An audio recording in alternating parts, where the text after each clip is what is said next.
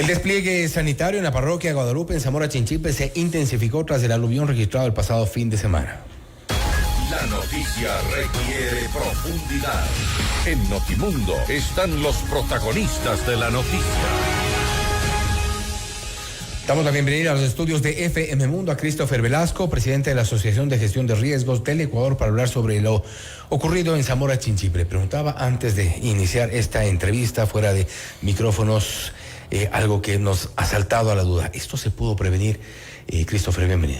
Bienvenido, gracias Fausto, a todos los que nos escuchan, nos miran. Primero permítame solidarizarme con las familiares de las personas fallecidas, 9 desaparecidos todavía. Tenemos algunas personas heridas, 38 digamos, y sobre esto las familias damnificadas y afectadas que en una zona en donde el asentamiento nunca debía haber existido. Entonces parto por entender que ese asentamiento que está en un lecho mayor, lecho menor del río, no debería haber estado en ese sitio. Es evidente la inestabilidad del terreno. Y esto no tiene que ver con un fenómeno natural, esto tiene que ver con esta construcción social que permanentemente hacemos que los territorios sean mucho más vulnerables a materializaciones de eventos como este, digamos, porque en esa misma zona, si usted revisa la cuenca, digamos, del río Zamora, en el Pangui usted tiene asentamientos casi en la ribera del río. En la lógica de Yanzasa, por ejemplo, usted tiene un asentamiento que se conoce como La Florida, que tiene más de 3,000 personas en esa zona. Y a veces las respuestas que queremos dar desde la institucionalidad es cumplir el muro de gaviones para contener la fuerza del río Zamora. Creo que es bastante más compleja. Por más cálculo estructural que hagamos sobre la cuestión del caudal, si estamos en el lecho mayor del río, el río va a buscar su cauce. Entonces, existe un nivel de exposición importante en esa cuenca y que claramente se exacerban adicionalmente con algunas actividades de carácter legal o ilegal respecto a la minería. Por ejemplo, ecosistémicamente hay una alteración que es importante. ¿Cuál es la responsabilidad que tienen los gobiernos locales en este tipo de asentamientos, tomando en cuenta que las alertas, y revisando un poco de bibliografía sobre lo ocurrido en estas zonas, por ejemplo, también en el sector de Canzama ha habido alertas, deslizamientos, no obstante hay este tipo de asentamientos? No obstante, los gobiernos locales incluso lotizan, incluso regularizan ciertos asentamientos. Yo preguntaría cuál es el rol de la Superintendencia de Ordenamiento Territorial. Porque si estamos presentes en algunas cosas de actos administrativos, ¿por qué no estamos controlando el uso del suelo, que es competencia de ellos verificar que los PUCs de cada uno de los 223 municipios ahora, porque acabamos de tener otro municipio adicional hace algunos días aprobado por la Asamblea, se cumplan? Porque los instrumentos que regulan el uso y gestión del suelo es básicamente el PUCs, y ese PUCs tiene una revisión que debe estar minuciosamente realizada por la Superintendencia de Ordenamiento Territorial. El superintendente tiene la obligación de notificar si es que no existe la declaración de una zona de riesgo no mitigable, por ejemplo, en el caso de la parte urbana o rural de un cantón. Entonces, lo que muestra esto es que hay una lógica también en la cual a veces queremos pensar que no va a pasar un gran evento que genere afectaciones como esto. Lo más inconmensurable de la vida de la gente. O sea, ¿qué hago? Como decía el familiar, es el fenómeno natural que se fue llevando, el crecimiento del río se fue llevando a un niño, digamos. O sea, y cada vez lo solidarizamos y tenemos más muestras de solidaridad sobre eso, claro que sí, pero creo que el camino está también en hacer efectiva la política pública. Otra cosa que es importante, las alertas del INAMI, por ejemplo. O sea, nosotros tuvimos alerta de que en la Amazonía y en la sierra los medios de comunicación lo socializan, a los gobiernos locales les llega la información.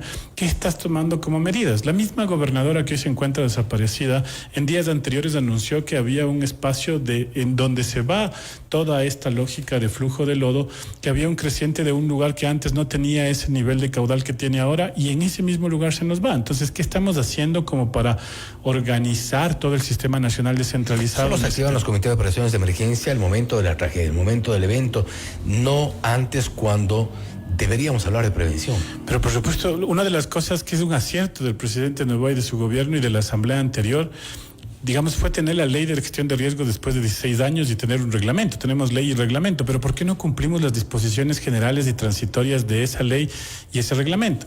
La única instancia con la que parecería gestionarse los riesgos en el Ecuador son los comités de operaciones de emergencia. Y no es la única. O sea, Fausto, tenemos un comité nacional de reducción de riesgo que debería ser el que me muestre el plan de acción sobre el tema del fenómeno del niño. Tenemos un comité de recuperación y reconstrucción que debería ser el que haga el anuncio, por ejemplo, que hizo ayer el ministro Luque sobre que vamos a hacer una nueva lógica lógica habitacional para las personas que han sido afectadas, que no todo se resuelve desde el Comité de Operaciones de Emergencia. El nombre que tiene es para resolver evidentemente el suceso, la materialización de un evento que se ha dado en un territorio, en un lugar determinado. Entonces, el no activar las diferentes instancias y mecanismos que tiene la ley y que los posibilita, digamos, esta norma, creo que hace que volvamos a tener la misma aplicación de la misma receta para enfrentar fenómenos que no son extraordinarios, porque eso no tiene nada que ver con el niño, digamos. Son una lógica de lluvias intensas que se presentaban en un territorio que ahora a nivel nacional... Es quizá lo que más preocupa, porque no es un evento como el escenario más fuerte que se esperaría, según han advertido, para el fenómeno del niño. Para que la ciudadanía nos entienda, hasta la fecha, de enero a la fecha, tenemos 30 personas fallecidas, tenemos 130,000, casi 131,000 personas afectadas, tenemos casi 21,000 personas damnificadas y 35 puentes destruidos. Estoy hablando de la etapa invernal, de enero a la fecha. No estoy hablando de un evento como la ocurrencia ya del fenómeno del niño. Entonces, imagínese lo que significa que tengamos estas afectaciones en una lógica de un invierno normal, para que la gente nos entienda, que no lo podría estar pasando si también tuviéramos efectivamente la ocurrencia de un fenómeno del niño moderado o fuerte, digamos, el país tuviera unas pérdidas importantes y sobre todo seguiríamos lamentándonos crónicas de muerte anunciada. Yo les decía, si usted revisa en la provincia de Loja, que está cercana, por ejemplo, a Zamora, en algunas lógicas, por ejemplo, la cuestión de Celica. La mitad del cantón se puede ir abajo por un deslizamiento porque tiene unos hundimientos extremadamente graves. Y usted puede ver toda la lógica, por ejemplo, de la cuestión del oro. También tiene algunos cantones que son significativamente susceptibles. Alausí, Chunchi, luego no ha resuelto todavía Chimbo, luego tiene también la cuestión de Pimampiro, tiene a Yuriquí. Recordemos que incluso gente de la localidad advertía meses atrás de lo que iba a ocurrir y nadie le hizo caso. Usted tiene piñas, digamos, de los dos lados. Entonces, deslizamiento en un lado, deslizamiento en el otro, crecimiento del tema del río. Entonces, tenemos muchos puntos críticos y tenemos que entender qué es lo que ha pasado con los 143 gobiernos autónomos centralizados que han dado el plan sobre el fenómeno del niño. Ya tenemos claro cuáles son las brechas, ya tenemos claro cuáles son los puntos de exposición, cuáles son los recursos para atender esos puntos de exposición y cómo vamos a hacer que se reduzca el riesgo que puede estar ahora y que podría ser futuro, digamos, en los territorios. Entonces, creo que casi siempre lo más lamentable, digamos, y además lo que más nos cuesta entender es por qué no estamos haciendo más acciones correctivas y prospectivas y no solo acciones reactivas. ¿Se está minimizando el problema? Yo creo que más bien ahora ha habido una presencia institucional del Estado como no ha estado presente en otros espacios, pero yo creo que hoy hay un desplazamiento importante del gobierno nacional. Pero lo fundamental es cuánto te va a dar las fuerzas para estar en los diferentes sectores. Santo Domingo se inundó hace no mucho, luego tuviste inundaciones importantes en Guayaquil, luego puedes tener otras afectaciones de otro fenómeno de remoción en masa y tienes la capacidad de desplazarte a todos esos sitios. Una de las preocupaciones que veíamos es que la prefecta, digamos, de Zamora Chinchipe decía, exhortamos en toda la primera resolución del COE, exhorto, los exhortos son para la sociedad civil, digamos, pero para la cuestión del COE son vinculantes. Entonces, ¿qué dispones? ¿Qué haces? Porque es un acto administrativo. La declaratoria de emergencia territorial es competencia de los gobiernos autónomos centralizados provinciales y cantonales. Entonces, hay que ver también cómo estamos organizados y cómo estamos entendiendo esa forma de gestionar en el territorio la garantía de derechos a las personas que han sido afectadas, pero ahora además tomando en consideración que estamos, Fausto, en un momento preelectoral, en una coyuntura de noviembre de elecciones seccionales, que evidentemente seguramente pondrá también más atención sobre lo que una u otra autoridad pueda desarrollar. Importante lo que ha dicho Christopher, porque esto de pasarnos de exhorto en exhorto y no tomar acciones, no tomar decisiones vinculantes, inmediatas, es lo que nos está pasando factura hoy por hoy. ¿Cuáles deberían ser estas acciones inmediatas? Hablemos por ahora de Zamora Chinchipe. Lo primero que es lo que ya está haciendo la Secretaría Nacional de Gestión de Riesgos, los albergues habilitados, la asistencia humanitaria, garantizar que la población se encuentre resguardada, las operaciones de rescate. Identificar lugares para reubicación. Claro, pero que no tengan la misma susceptibilidad, porque también hemos tenido procesos de reubicación y relocalización en zonas también de riesgo. Entonces habría que pensar ahora sobre los temas de la respuesta, la búsqueda, el rescate y sobre la lógica de la atención a las personas damnificadas. Viendo las acciones de los GAD, no les estamos pidiendo demasiado porque se ha visto mucha omisión. Sí, pero también lo que pasa es que el sistema nacional descentralizado y subsidiario debe entenderse desde una lógica. ¿Cuáles son los recursos que le estamos dando a los gobiernos autónomos centralizados municipales, cantonales y provinciales sobre la competencia que me estás diciendo de gestión de riesgo? Porque recuerde que no es la exclusiva que está en la Constitución y en el COTAC, digamos, es una competencia adicional que estamos poniendo. Y todavía el Consejo Nacional de Competencias no me entrega el modelo de gestión para poder saber cuáles son las atribuciones y responsabilidades de cada nivel de gobierno y ¿De qué dónde voy? Claro, porque si no vamos al mismo ping-pong. Luego el alcalde va a decir esto no es mi responsabilidad, el prefecto va a decir no es mi responsabilidad, o es una responsabilidad compartida con la Secretaría. Y hoy lo que hemos visto desde la lógica del gobierno central es que ha puesto mucho énfasis en que los gobiernos locales den respuesta a las necesidades más estructurales que tiene el análisis del riesgo, pero ¿con qué capacidades? La cartografía con la que seguimos haciendo gestión de riesgos en algunos cantones es de 50,000. Es decir, toda la mancha roja de inundación puede estar en todo el cantón, digamos. Pero falta recursos también. Exacto. ¿Cómo hacemos que esas brechas que existen las podamos subsanar a partir de proyectos de inversión que también son responsabilidad del gobierno central? La activación del Fondo de Responsabilidad Social Empresarial, que tiene que financiarse hasta el 2% de las utilidades netas del sector privado, todavía no está aprobado la cuestión de su reglamentación por el Ministerio de Finanzas y la Secretaría de Riesgos. Tenemos también otros problemas respecto, por ejemplo, a cómo las fusiones, las mismas fusiones del Estado.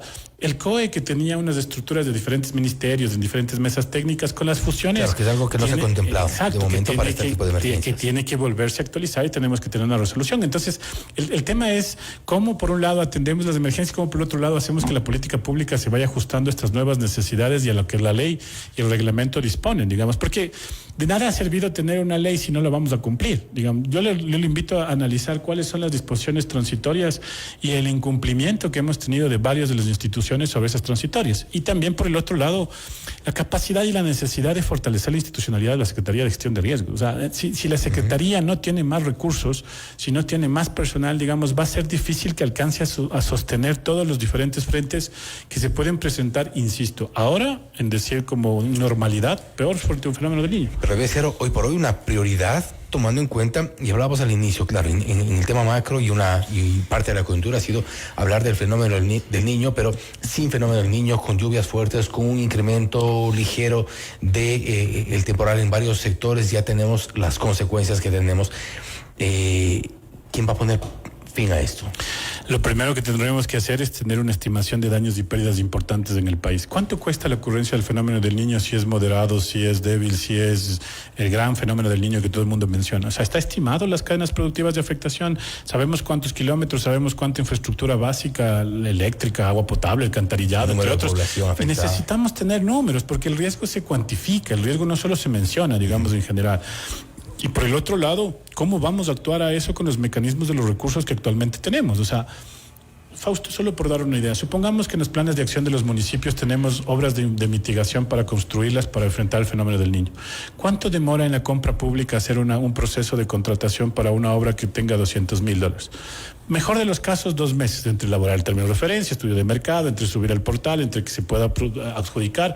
Ya estamos, pues si son 2 meses, estamos en agosto, septiembre, casi octubre, noviembre, diciembre, tendríamos el fenómeno. ¿Se va a acabar la obra? Y además, usted dése cuenta de que si nosotros estamos hablando de un plan de acción... si es que hacen bien la contratación. Exacto. Y hagamos cuenta de que en noviembre se elige a una nueva autoridad local y la persona, prefecto, lo que sea, que va a la reelección, no gana la reelección. Hay un proceso de transición de 6 meses. ¿Qué pasa en ese proceso de transición? ¿Es la misma interés que va a tener la autoridad que está saliendo de poder hacer una gestión de los riesgos, tomando en consideración la cuestión administrativa y financiera que implica en el sector público? Entonces, creo que hay que tomar mucho más conciencia de cuáles son los puntos críticos de ahora, con qué recursos contamos, cómo actuamos y qué podemos colaborar cada uno de los actores de la sociedad civil, la academia y el sector privado, ¿no? Me quedo más preocupado que al inicio de la entrevista, pero creo que es importante someter a debate este tipo de temas y que se tome como una prioridad los riesgos que hay en todo el país, mucho más cuando estamos a puertas del fenómeno del Niño. Christopher, nuevamente, gracias por estar con nosotros. No, ustedes, y también un llamado a la corresponsabilidad de la ciudadanía, porque hay que informarnos, hay también que tomar previsiones y sobre todo también a fortalecer la institucionalidad, porque creo que sin instituciones fuertes difícilmente podemos hacer un trabajo en reducción de riesgos presentes y futuros.